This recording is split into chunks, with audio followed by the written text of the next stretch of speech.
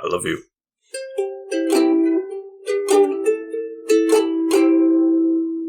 Welcome back to the Couch Potatoes. Plenty of room, big old couch. Come on in, have a seat. I am the Green Traveler from Gorsh. And I am the Faceless Leon. This is a podcast about movies and TV. And it's called Green Faces on the Couch. I'm on Vyvanse. Yeah.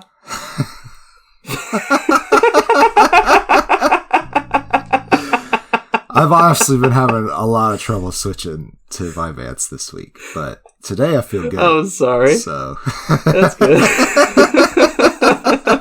Such a good. I'm on Vyvanse. This episode brought to you by Vyvanse. No, not really. It's not. No, I'm not even taking the name brand.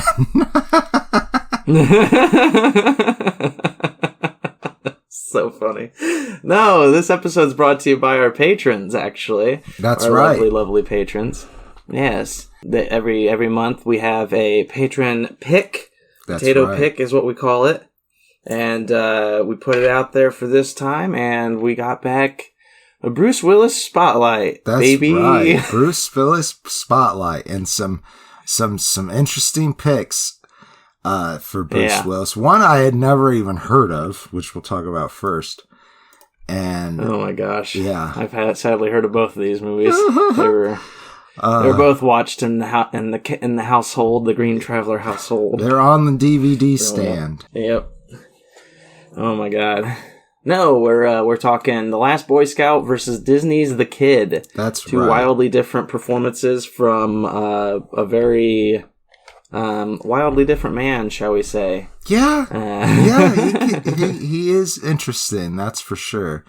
Like when he first was pegged for Die Hard, I think we talked about this. Mm-hmm. When he first was pegged for Die Hard, people were like, that guy's not an action hero. What are you talking about? Like he's the funny snarky guy off of that soap opera. Moonlight, yeah. Or whatever. Something like that. Yeah, something like that. Might be Moonlighters. I'm not sure. Might be Moonlight. Who knows? I can't remember right now. But anyhow. No, he became an action star after that. For sure. He did. Moonlighting. It's called Moonlighting. Moonlighting. Okay. We were both wrong, right? There's a lot of stories in his past. We're not going to talk about the man's past. No. Our hearts and thoughts go out to his family right now as he's going through his aphasia.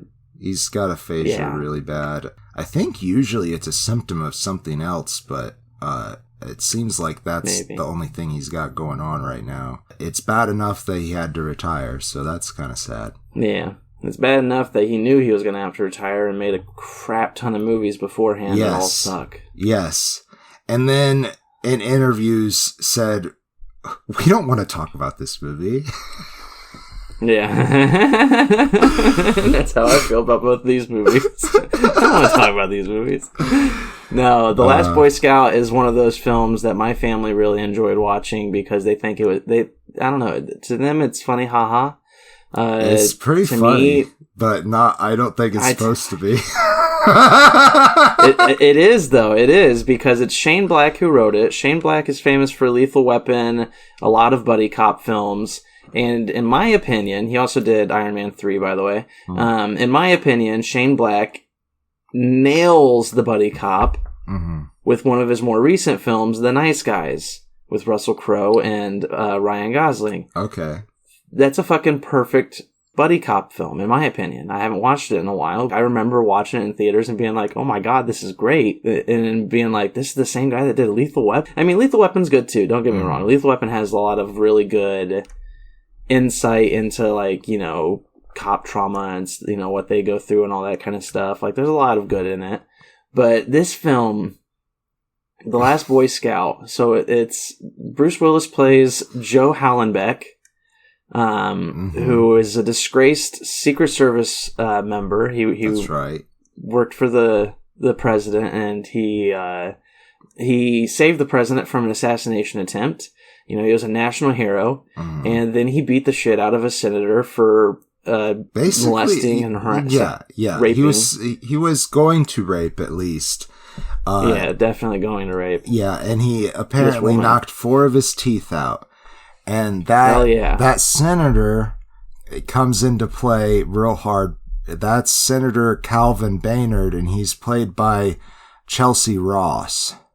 I think that's how you say his name. But you'd recognize him from several different things. You see, like, when you get that information, you're like, hell yeah, that's a good man. You know, he sees a woman about to be raped, and he stops it, and that's fucking brilliant. Go, man, go. After. That's after we see the man today. Yeah. He's fucked up. He is fucked up. He's really fucked up. Super drunk. So super drunk. He's got his issues. And I'm not going to knock people for being alcoholic. No. That's, you know, that's something you got to work through. And I understand and respect that. I've been there. When it comes to... he finds out his wife is cheating on him. Yeah. With his employer, Mike, who played by Bruce McGill. Who's supposed to be his friend, too. Who is his friend? Yeah, that's true. That's true. Like, yeah, at the end of it, they're still friends. Well, until the end of it. Until the end of it. No, Joe shows up to his home, finds Mike and his wife together. Like, there's a little bit more to it than that, but that's basically the essential. He finds that they're together. And Joe pulls a gun on them. Yeah. Threatens them severely, and then shoots their wedding photo. Yeah. And it's like, that's not a good guy. His wife, I'm trying to find who plays his wife. Sarah. Quick. Sarah is her name? Okay. That's another Chelsea Field. Yeah. We have female Chelsea and male Chelsea. Yeah. We're supposed to be just okay, hunky-dory, that they're still trying to put their shit together. And that they're still in the same house. And then at the end of the movie, they have there's a Die Hard moment at the end of the movie where it's like he saved the day and his wife comes running at him and she like gives him a hug and everything. And I'm like, fucking no! I know! He's violent and crazy. He needs therapy. Man, we'll talk more about the ending, but yeah, she runs up to him and is like, oh, we're gonna work things out. I'm so sorry about what I did. And then they start laughing because they realize that they gave this guy a bomb. And it's like, that's not funny. It's not funny at all. No. I mean, yeah, the guy is a bad guy, and he definitely deserves to open up a bomb and die, but, like, goddamn, that's not humorous. That's just like, all right, we did it. We saved the day. They're, shitting their pants laughing. I should say that this co-stars Damian Wayans as James Alexander. Damon. I'm sorry, what did I say? Damien. Oh, okay. Damon Wayans. You were close. And I was making sure that I got the last name right, because I always called him Damon Wayans. Why? Yeah. Oh, that's right. Yeah, and anyhow, but that's because I'm from Fort Wayne, and it seemed to make sense. We all know the Wayans. The Wayans brothers are all very famous and popular, but I honestly have not heard anything from them in years. They have done some things for Netflix, at least. Okay. The one that makes the movies and the younger one, it has been playing in the movies. Yeah. They've been doing stuff for Netflix. Damon Wayans had his own show for a while, but that was a while ago. But also, if you're trying to put a face to him, he's the one who plays Hobo the Clown, which is the best. If you did not grow up in the 90s and get to watch In Living Color. See, I always associate the Wayans with scary movies. Oh yeah. Scary Movie 1 and 2. No, but I don't think that's Damon. I don't think Damon's in that one, is he? I think it's I don't think Damon's in that one, but yeah, that's definitely, they're a big proponent of making that shit happen, the Wayans brothers. Yeah, In Living Color was their television show that they did alongside Jim Carrey. Mm. So I watched it a lot growing up because it was also like... I honestly never did. Yeah, I liked Jim Carrey a lot when I was growing up. That's fair. And also, you know, it was like, oh, there's this very famous actor that I like who's working with all these black actors. And, you know, when we were younger, that wasn't necessarily the norm. In fact, a majority black cast was hardly heard of. So I really enjoyed it for those two reasons. That's fair. Yeah. And it was fucking funny. That's really good. I enjoy the Wayans. I haven't seen a lot of them, but the few films I've seen, I've always found them funny. Yeah. Except for White Chicks. I don't remember enjoying White Chicks. No, that's fair. That's fair. Yeah. At the very least, one of them plays one of them. Yeah, it's Marlon and Sean. Sean, not Damon. But Damon did play in one of our favorite childhood movies, Major Payne. Did you ever watch Major Payne? Yes. Oh my God, I did. Yeah, that's a fun one. Yeah, that's pretty crazy. No, sadly, The Last Boy Scout was one that my brother really liked. I don't know, I hate to say it, but it's just, this film is so filled with toxic masculinity. Oh yeah. It's painful at times. It's so painful. It is like, it's like Con Air, but they're not cons, so it doesn't feel... I don't know what I want to say. It's like, you guys are bad people. Justified. You guys are bad people, and we're not gonna even admit that you're bad people. But in Con Air, we know they're bad. Yeah, it's ridiculous. No, it opens up though with a football player, Corey Beck or whatever his name is. No, it's not Billy Corey Cole. Beck. It's Billy Cole, played by Billy Blanks. Billy Blanks?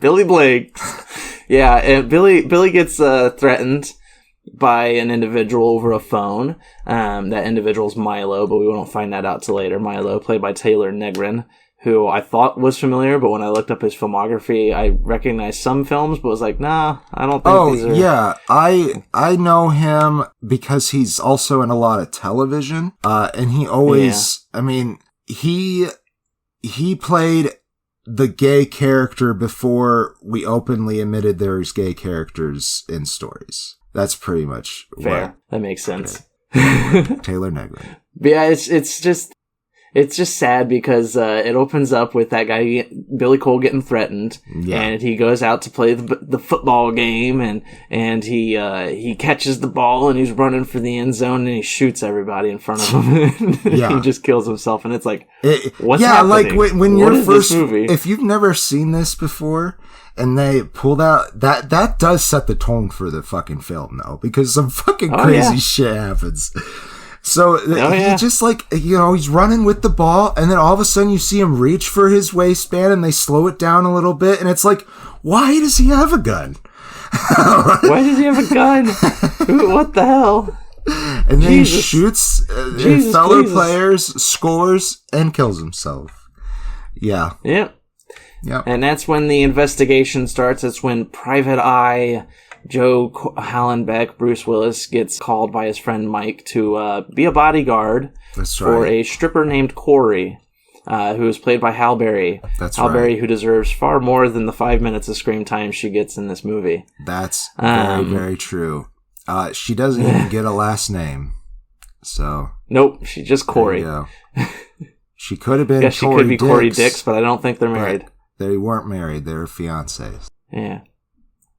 Oh, damn, she was so close. Well, you find out she's being blackmailed. She had tried to blackmail. That's right. I don't know what you call him, a mob boss of sorts, Shelley Marcone. Yeah, he owns. By Noble Willingham. He owns a team or two in this football league. It's not the NFL. It's some kind of like minor league kind of situation. Yeah, we'll call it the Last Boy Scout League. And it's so weird. Marcone is like, hey, don't blackmail me. I'm not going to let your boyfriend back on the team. So he sends hitmen to kill Corey. Yeah. And, And that's another thing I wanted to talk about is Jimmy Dix, her fiance. His wife's a stripper. Or his fiance, Corey, is a stripper. Right. And he sits at the bar and gets mad at... Huh? An exotic dancer. No, he sits at the bar, though, and he gets mad at people eyeing her. Yeah. And I'm like, bro. Yeah. No. It's their job. Like, I don't know. I'm with you. I won't say anything, but at the same time, if you're dating a stripper, you're probably okay with the fact that they're stripping. Yeah, right? But like he's gets so jealous of Joe, who's just sitting there and having a conversation because he's employed by Corey. Yeah. Like, yeah. He gets so fucking jealous. Joe even tells him that I'm just a bodyguard. Yeah. You got an issue with it, take it up with Corey. She hired me, so. Mm-hmm. Well, she hired Mike, but Mike hired him. Yeah. And then Mike died.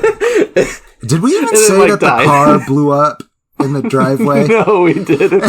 So as soon as they have the scene where he finds out, well, he kind of knew already, but where he discovers them together, he asks Mike, face or gut, and he's like, gut, punches him in the gut, and there's like, okay, we're square for now.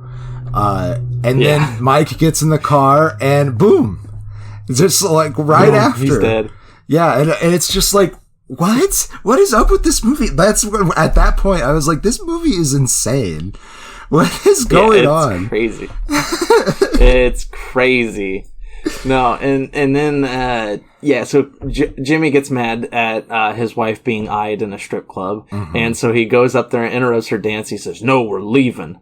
And it's like, there's no quicker way to get your wife fired from her job than ripping her off the stage. I know. And the bartender there was like, Jimmy, what the fuck?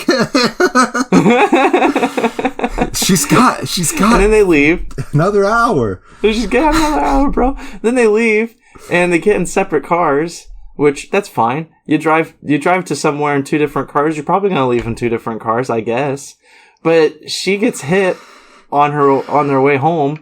She gets out of the car to, do what you're supposed to. Well, I mean, she was confronting the other driver, but at the same time, you wanted to exchange information, like, And Jimmy's watching this whole thing, and he's just like, "Don't get out of the car. What are you doing?" I'm like, "I'm sorry. You get into an accident. It's one of the first things. Yeah, that is the first thing that you do." But I also, with Jimmy, like, this girl knows that people are after her. And that's fair. That is true. And like this, but I don't think definitely mob style pullover wreck. Oh my god! Yeah, like 10 people show up with Tommy guns and just blow her away. Yeah, it's just like, what? Just turn her into Holly Berry cheese, man. It's not great, but it's also it's like not, man. It's like Holly deserved much better than that. That's for sure. She did. She did not deserve to be given that kind of a short screen time like that. So anyhow, Jimmy and Joe become best friends. They decide to partner up, I guess, because, well, Holly's dead, and Jimmy, of course, wants to know what's going down. Joe wants to know what's going down simply because there's two people who died in his vicinity, and he's a detective. Yeah. So they start figuring out that, we already mentioned Marcone. It takes them a while to find the tapes that she has on him. Meantime, we go back to visit Sarah, meet Joe's daughter, played by Danielle Harris. Darian is the character's name. Darian Hallenbeck.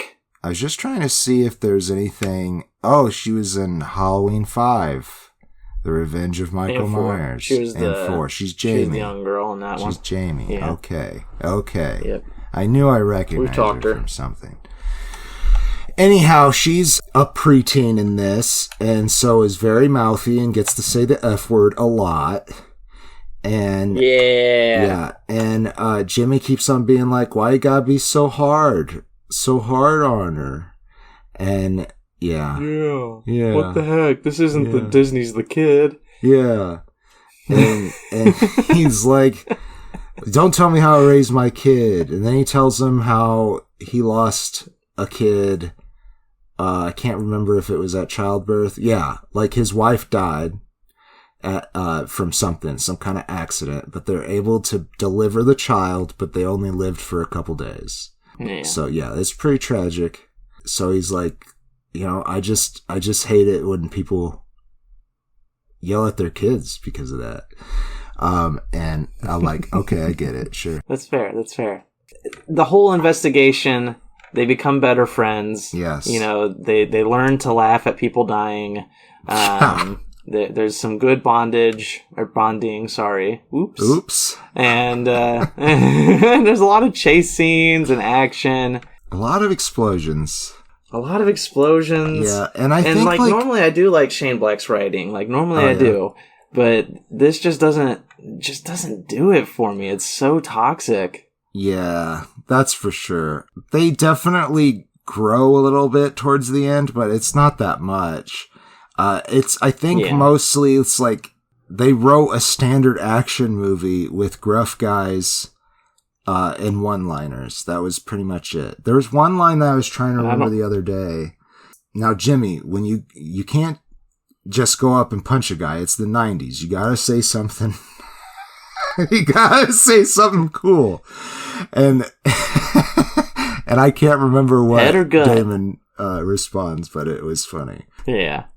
Yeah, there's a lot of one-liners, and sadly for me, none of the one-liners work. No. Like, I just find them all to be kind of stupid. I'm gonna kill you, and then I'm gonna dance a jig. A jig? Yeah, I'll dance a jig. And he does.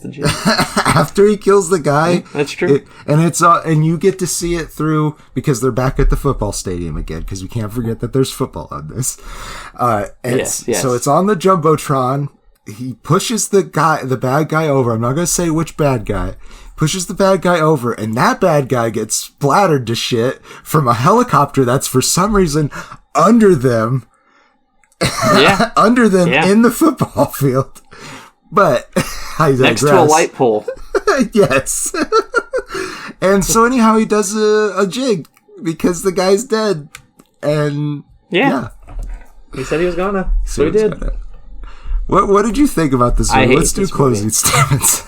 Yeah, I hate it. It's so dumb. Like, it's just, I don't know. This isn't the kind of buddy cop for me. Like, I enjoy a good buddy cop, but like, it's so overly masculine.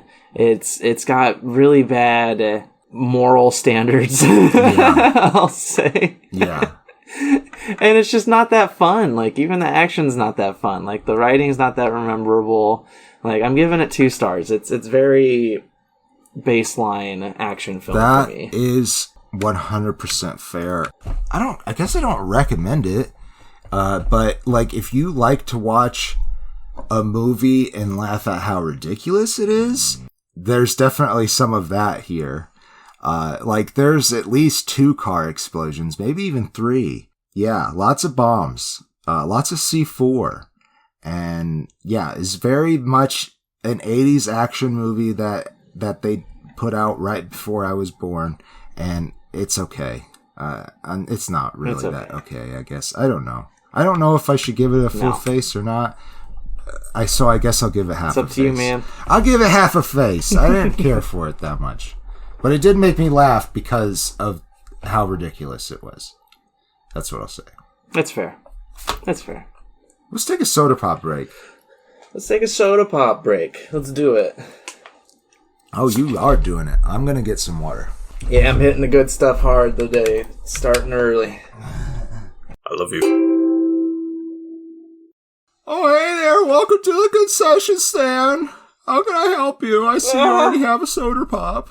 I have a soda pop, that's true. I'm wanting something protein-packed and tasty. Well, that's probably not going to be your traditional popcorn. No, I don't want popcorn. You don't want popcorn? Well, I don't want popcorn, no. Well, besides that, all we got is hot dogs and pancakes and waffles at the concessions.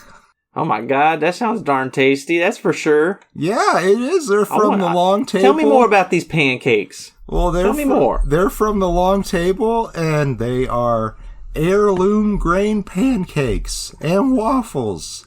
You can discover how tasty they are and how lovingly grown and regenerative the farms are. And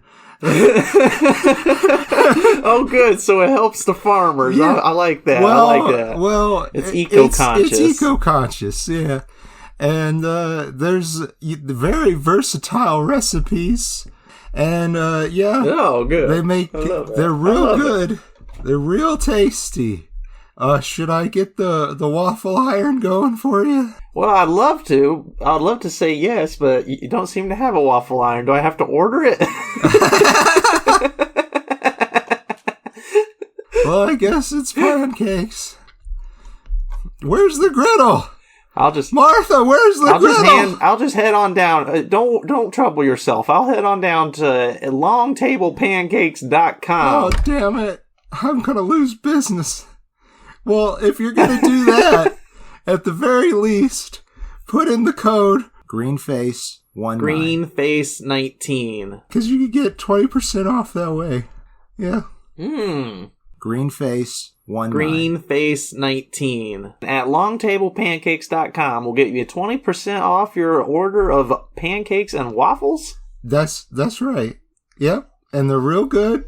They're eco-friendly and protein packed. Darn tasty. Did I say darn tasty? Well, sign me right the fudge up. Darn tasty. Darn tasty. All right. I'll head on down to that website. That's longtablepancakes.com. That's correct. The scene done. Scene done. Add and on. Scene. And scene. But I was the concessions worker, if you couldn't tell. But who were you?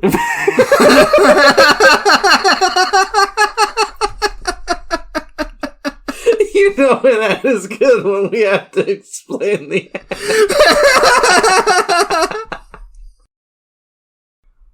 But I don't want a soda.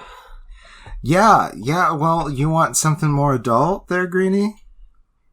A little bit, yeah. Yeah. I want a little bit of an adult beverage. You want a bit of an adult beverage? Well, I don't think it would be great if you had too much of an adult beverage because we're trying to do an episode. Oh, God, that's a good idea. But you know what I have? I have here Ritual Zero Proof. I actually haven't tried this yet, but it is a non-alcoholic spirit. They have such flavors as tequila and whiskey. And they also have a rum. And let's see here. Would you say it delivers the flavor and complexity of traditional spirits without the alcohol? That's what I would say about it, yeah. Is that what you've been looking for? Yes! Well, that's great. Okay, here you go. I'm gonna pour it.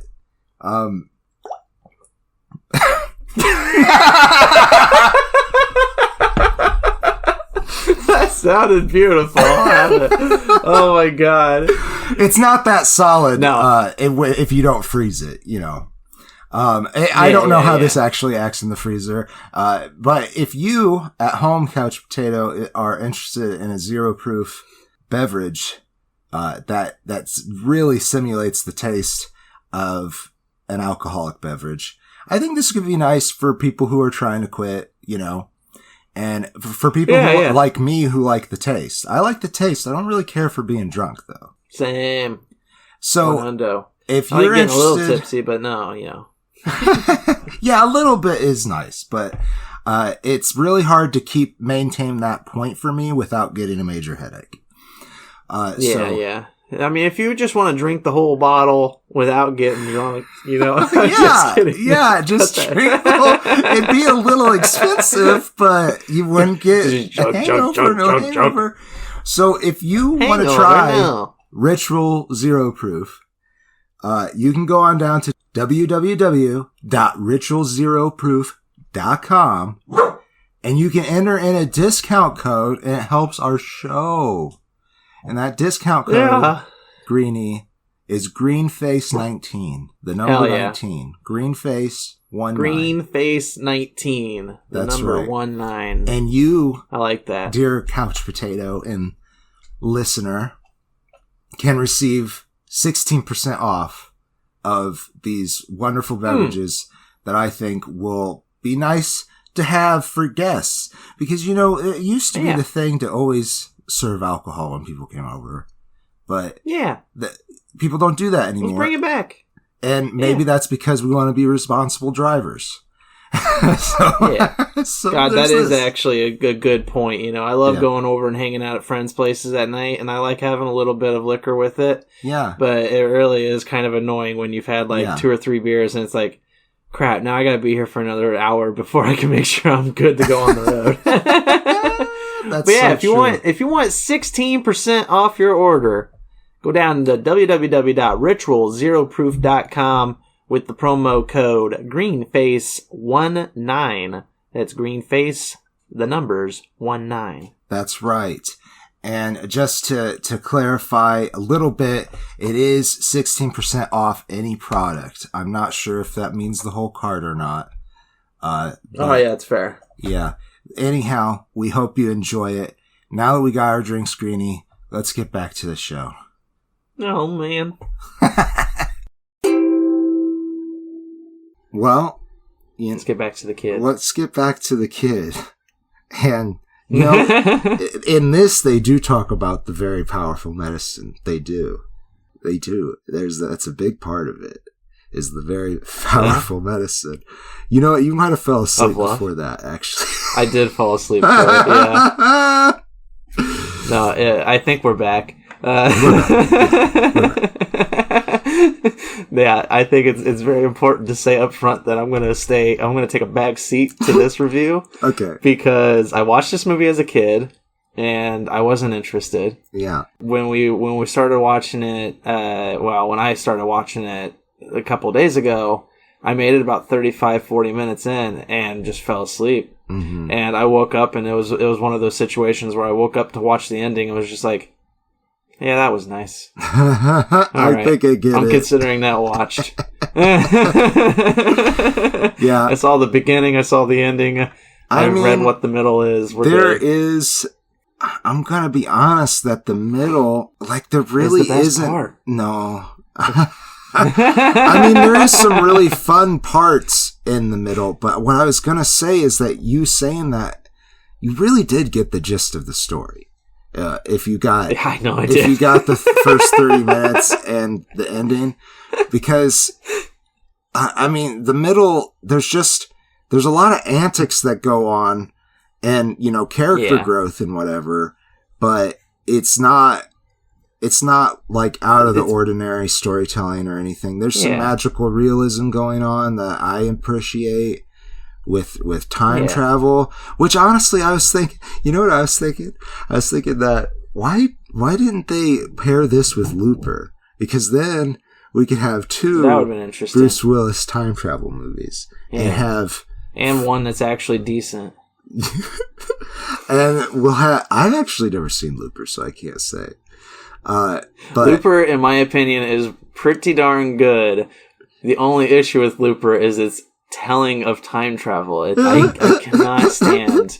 I hate. Yeah, hate. Yeah, this one has a very loose sense of what time travel is too. But yeah, I think it's so loose that it's fine. Yeah, exactly. They don't need to establish rules in this one. It's just like, fuck it. Yeah, living with it. He flew his magical airplane and made it happen.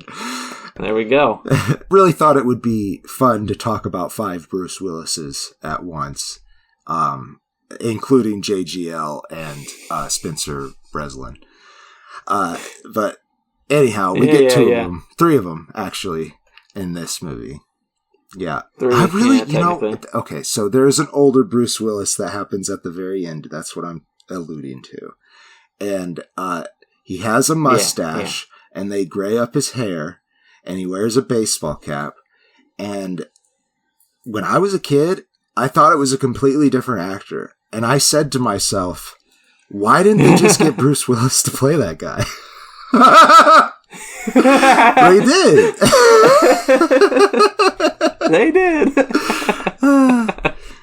So that's good. The kid. That's good. You got Bruce Willis. Disney's the kid. Because the kid. Can't forget the Disney. The kid came out in 2019. I don't even know what that's about, but it didn't look Disney friendly. I have no idea either. Yeah. Anyhow, Russell Duritz, who goes by Russ as an adult, he is a image consultant which basically he describes it as getting paid a lot of money to tell people what to do and not do any work yourself.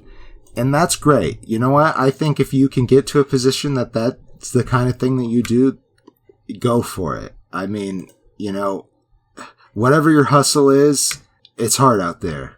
But Russ is such a jerk. The biggest jerk. He's Ebenezer Scrooge. Yes, he is. This is definitely A Christmas Carol now that you said that.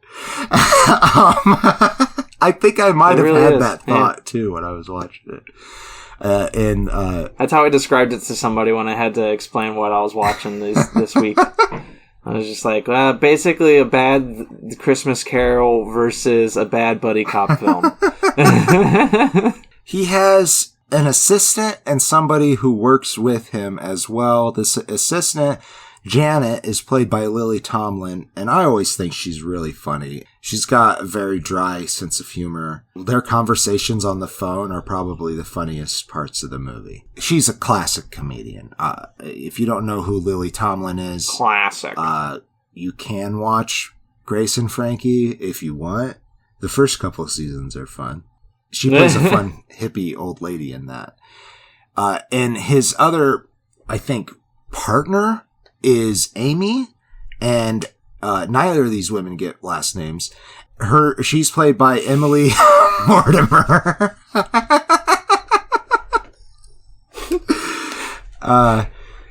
I don't think anybody else. Well, actually, no. Now I'm looking at the cast list. That's not true. There are other people who get last names. Yeah. But yeah, it's like why don't we don't need last names, but neither does Russ. Like, if we're gonna name Russ, we might as well name them. Right, exactly. They seem to like Russ, but they know that he's snarky and a jerk. They more just deal with it, I think, than maybe like him. Because he does have a weird charm to him. They think he's a snarky bitch, but they like him. That's right.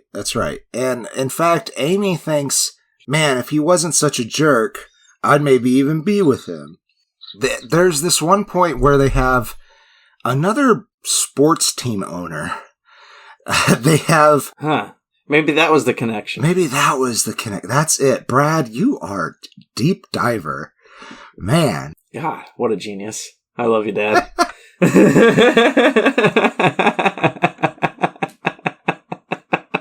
Anyhow, he was supposed to donate a bunch of money, and to say sorry and that it was a big misunderstanding, they had a bunch of kids come into his office and pie him in the face, and they filmed it. And Amy was like, I think this is unethical. We're like using these kids to make this greedy man look good. And so he throws away the tape. She's like, oh, cool.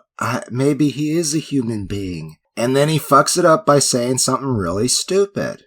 No, I do. That's very similar, though, to, like, all these, like, fast food corporations where it's just like, would you like to round your meal up to the nearest dollar to donate it to kids for, kids in need? And it's just like, I want to because I want to help the kids out, right. But you're only doing it to get a tax break. Right. Yeah, and I want that tax break instead, you bitch.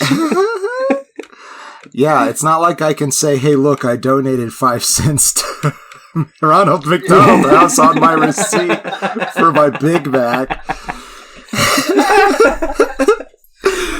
Can I please have money off my taxes?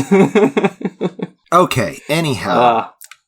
She's like, okay, he's not so bad, but he fucks it up. And then when he gets home, he finds this old toy of his, a toy airplane that's got Rusty written on the bottom, which is what he went by when he was a kid. And then, I don't know, something happens, and he discovers that another, at least a child that is, grabs the toy and runs off with it. And that child, as we've already said, is Spencer Breslin, and he's playing Rusty Duritz, just younger. Yeah. And so they find out through comparing like marks and stories and stuff like that. They are each other, separated by time, but somehow not. And they're trying to figure out why. And they go on this adventure of what Russ is convinced that his job is to toughen Rusty up. That's what he thinks he's supposed to be doing. And that will fix this. That'll make everything go away. Obviously, the whole point of the film is for Russ to learn from Rusty and learn why he is the way he is and become a better person. Yeah. Anyhow, they do that. It sounds sweet. Rusty's there now, and he thinks he's hallucinating at first. I said it. I was going to bring up very powerful medicine.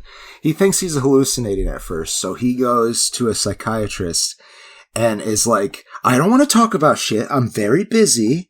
I want very strong medicine to make these hallucinations go away. And the doctor is like, listen, I will give you this prescription for 4 pills if you take 4 days off of work.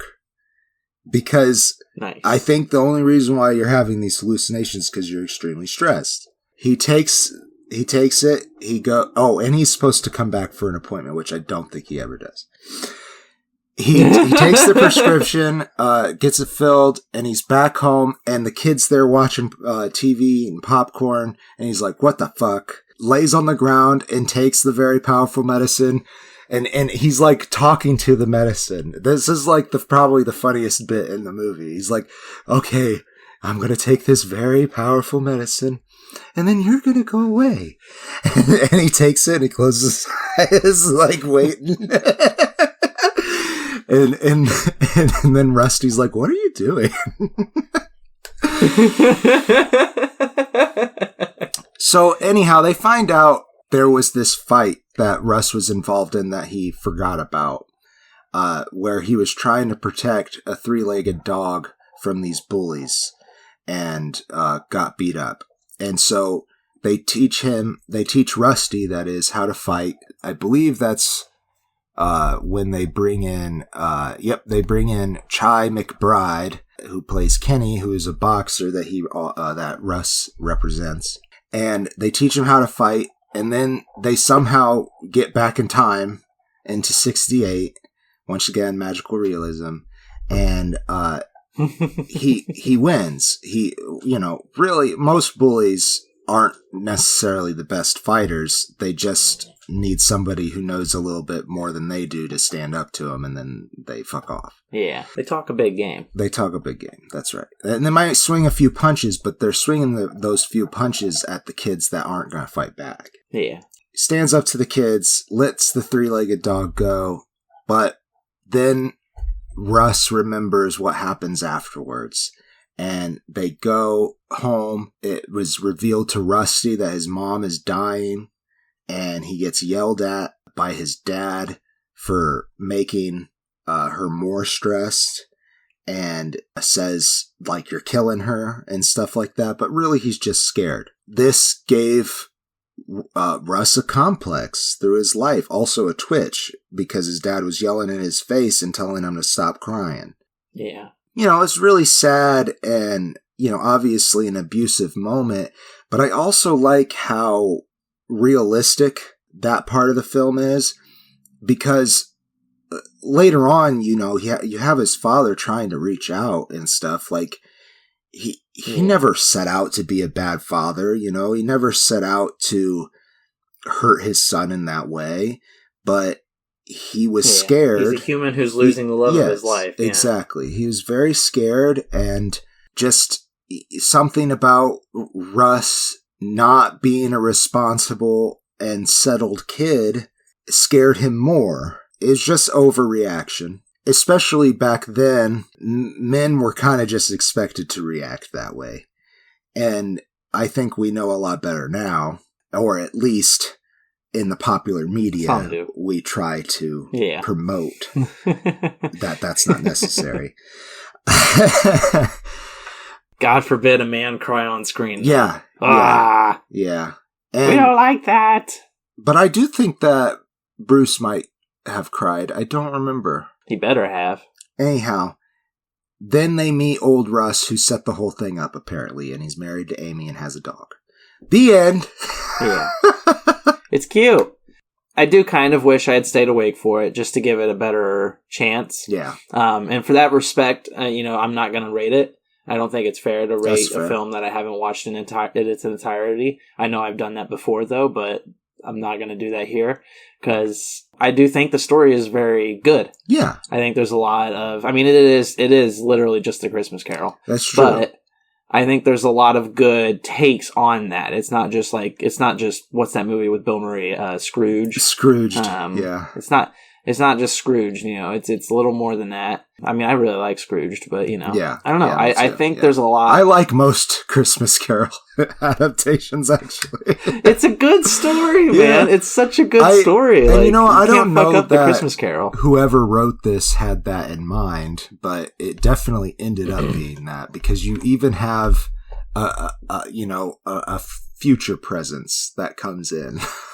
All you're missing. Yeah. Yeah, and he's the present spirit, so yeah, it works. But Exactly. I doubt that was intentional. I feel like it had to be. Yeah, you think so? I think so. It makes sense because it is the same story, just a completely different setting and lens, and not Christmas. Yeah, I will rate it because I watched it, and I remember watching it as a kid and being like, "Man, this is a boring movie." But by the end of it, I was like, oh, "Okay, but it was good." And I think I'll still say that. Not that it's boring. I think as an adult, it's less boring. But it's slow. It's very slow for a family movie. Yep. I think that is a detriment to it. But I think the story is well-meaning enough and heartfelt enough that it deserves a full face. And it's worth watching. That's what I'll say. Nice. Yeah, that was the reason as a kid I struggled was because it's very slow. It's very slow. And that same thing as an adult. That's the reason I struggled was because I was watching it in a time where I was very tired and mildly stressed. And I had it on TV and was just like, you know what? I'm going to follow sleep. It's calling me right now. Yeah. So, but I do think comparing strictly Bruce Willis's acting, the little bits that I saw in this movie, much better than what I saw in Last Boy Scout. He's good in The Last Boy Scout. He's just hateable. Yeah. Whereas here, he's hateable but also likable. Yeah. Like there's a quality to him that's mildly charming. So. And honestly, seeing Bruce not in an action role occasionally is nice. And this is honestly one of the few moments. Yeah. Yeah. He's a good action star. What can we say? But he also is nice when a good actor.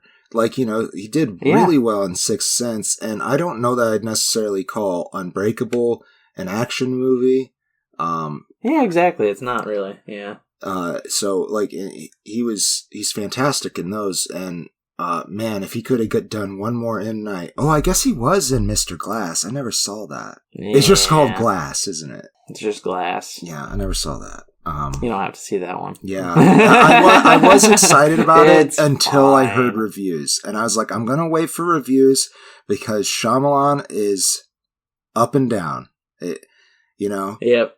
And that was definitely a ding-dong. Anyhow, I give it a full face. I think I said that already. And I don't know what else to say. Oh, yeah, that's right. I do think that he's better in The Kid. And I think in The Last Boy Scout, he got to play a familiar character, but like a caricature of that character. So yeah, it didn't necessarily feel like he was doing all that much work for it, really. Yeah. So I'll give Bruce of The Kid the win, but yeah. Nice. Yeah. I also give The Kid the win over this one. Even though I still didn't see it again. But I'll say The Kid wins all around. It wins best Bruce performance and best movie of these two. Because I just can't stand The Last Boy Scout. Fair enough. Hey, whining all done, okay? Whining all done. We'll go out after this. Soon. That's all I do is whine. I'm a critic. I think that's the show. I think we did. It is the show. It's been fun, everybody. Thanks for tuning in. Yeah. you want to support us, go down to patreon.com/greenandfaceless. You can have the opportunity to pitch your own episode that maybe we'll do. You know, it's you see the quality. It's totally worth it. Yeah. You know what? This coming up here soon, I'm going to take the poll down. The entries down, that is, because we need to put the poll up. But it is April Fool's week when we're going to do this next. So, yeah. That's true. Speaking of that, starting next month, we are going to go down to 2 episodes a month. We're going to do the potato pick and a playlist episode each month. We might rotate the playlist out with something newer if we find something that we're interested in talking about. But in the meantime, we are trying to come up with something for you guys that we're working on. So look forward to that. Go out there, and we're finally getting some advertisement. If you didn't notice last episode, if you guys can use the fine products that are supporting us, that's great. All of them are using the code GreenFace19. GreenFace19. So that really does support the show a lot when you do that. And you get what you want out of it. Yeah. Yeah. Yeah. Yeah. Yeah. Yeah. I think that's it. That's it. That's the show. I'm the Green Traveler from Gorsh. And I am the Faceless Leon. Safe travels and good night. Green and Faceless on the Couch is a proud production of FictionWorks 19. Are you a fan of the show? Feel free to contact us at greenandfacelessfans@gmail.com or visit our Patreon page at patreon.com/greenandfaceless. Don't forget to comment, like, and subscribe, or rate us on Apple Podcasts. Thank you so much for listening.